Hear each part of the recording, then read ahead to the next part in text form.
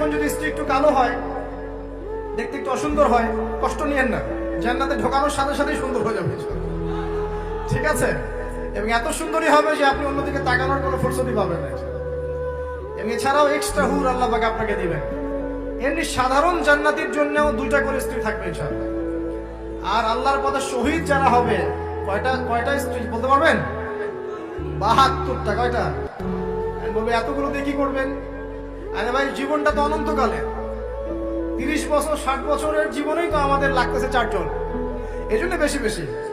এখানে মেয়েদের একটা প্রশ্ন থাকে, তাহলে আমাদের জন্য কি? অবশ্যই আপনাদের জন্য স্বামীদের সৌন্দর্য এত বেশি হবে যে আপনি সেই স্বামী ছাড়া অন্যদিকে যেতেও চাবেন না।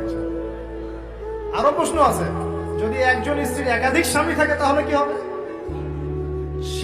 সর্বশেষ যে স্বামীর সাথে সে সংসার করেছে সেই স্বামী যদি সৎ হয় এবং এই স্ত্রী যদি সৎ হয়, এই স্বামী